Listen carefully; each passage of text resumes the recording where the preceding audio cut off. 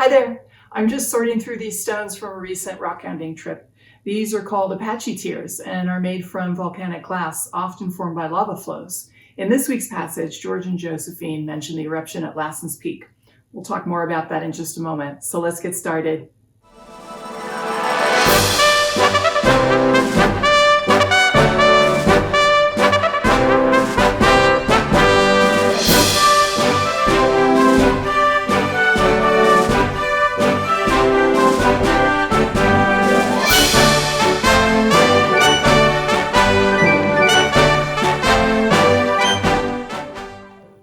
Welcome, and we're happy you've joined us today. Garrett Barmore, curator of the Keck Earth Science and Mineral Engineering Museum, is back with us again this episode, and he'll be talking about geology and minerals.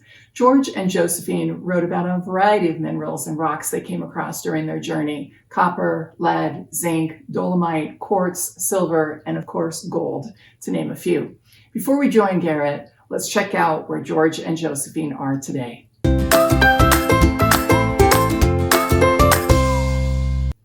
It's June 17th, and George and Josephine are still in Amargosa, Nevada. They're continuing to explore the area and have not yet moved on to their next destination. As I mentioned earlier, the diary passage mentions that George and Josephine met two men who had both been to the crater at Lassen's Peak. This was big news in mid-June 1914, as Lassen's Peak had just erupted on May 30th, just a couple short weeks prior, after 27,000 years of quiet. These are a couple of historic pictures capturing the eruption in 1914. The eruption created a small crater near the peak, so there was much curiosity about the event and the newly affected landscape. And over the next 12 months, there were more than 180 additional steam explosions that enlarged the crater. You can read more about the Lassen eruption on the extras page. Now let's work through this week's vocabulary.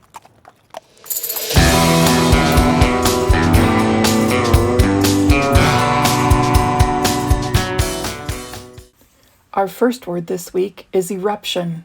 Eruption is a noun and means the sudden occurrence of a violent discharge of steam and volcanic material. Our next word this week is hydrant. Hydrant is a noun and means a fixture in a street or other public place with a nozzle by which a hose may be attached to a water main. Next up this week is homestead.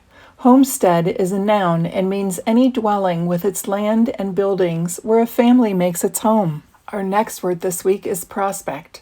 Prospect is a verb and means to search or explore a region for gold and the like. Next up this week is tailings. Tailings is a noun and means the residue of something, especially ore. Our next word this week is settler. Settler is a noun and means a person who moves with a group of others to live in a new country or area. Next up this week is dolomite. Dolomite is a noun and means a translucent mineral consisting of a carbonate of calcium and magnesium. Our next word this week is sluice. Sluice is a noun and means a channel or trough constructed with grooves into which a current of water is directed in order to separate gold from the sand or gravel. Our final word this week is shaft. Shaft is a noun and means a long, narrow, often vertical, passage sunk into the earth. Great job with this week's vocabulary. Once again, we have some mining-related words and they can be a little tricky, so if they're not quite clear, be sure to check out the extras worksheet for online resources to learn more about mining. Let's catch up with Garrett Barmore now for more about the geology and minerals George and Josephine mention in the diaries. He'll talk about some of the concepts and vocabulary words we just learned. Let's go.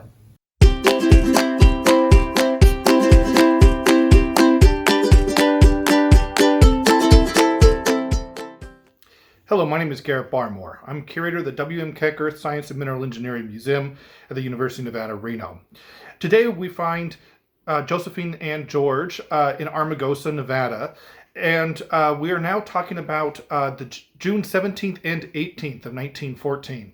And in these two entries, we really start to see the geology of the area and also some very interesting mining terms.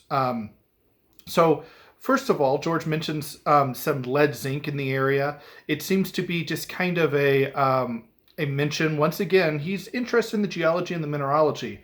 Also, as we learn later on, in this section, lead zinc can be an indication of silver. And we have two really types of minerals going on here. So lead zinc are what called industrial minerals, whereas silver is an economic mineral. And what that means is that economic minerals like silver and gold have value based on their worth. So silver and gold are valuable because they're silver and gold. Whereas an industrial mineral like lead and zinc are valuable for what they can be used for. And so a lead zinc mine can be very profitable, but a lead zinc silver mine is even more profitable. And as George continues on, we run into William Morris, who has some very interesting information about his property. So you may remember in the last episode, I talked about prospecting and how during this time a lot of prospecting was done by kind of knowing what you're looking for and by a lot of sight and just experience. And one way that we kind of see what I'm talking about in this entry is the discussion about hanging rock and country rock. So he, at his claim, he's saying he has lead, zinc, silver, and copper. So this would be possibly a very rich deposit. And the hanging wall, or the hanging rock, is quartzite, which is a metamorphic rock. It actually is created from when quartz sandstone is put under extreme pressure and then it becomes a metamorphic rock. And what the hanging rock is, or the hanging wall, is it is the material around the vein. So the lead or the zinc or the mineral he's referring to will have a vein running through the rock, and then the rock around it is the hanging wall or the hanging rock. And so that's quartzite. So when you're holding a sample of silver or lead or zinc, it's going to be in quartzite with the mineral through it. Now the country rock, it's dolomite. Dolomite is a sedimentary rock that's very different from quartzite. And country rock means the rock in the area, so the majority of the rock that you find. So what that means is that if you know that the mineral you want, like lead or zinc, is in the quartzite, then you're going to discard all the dolomite you find. It's just the country rock. So you're going to be looking for that hanging wall, looking for that quartzite as you start to drill or go underground. There's just some kind of fun things that they talk about through here, mentioning that there's more gold in California than in Nevada.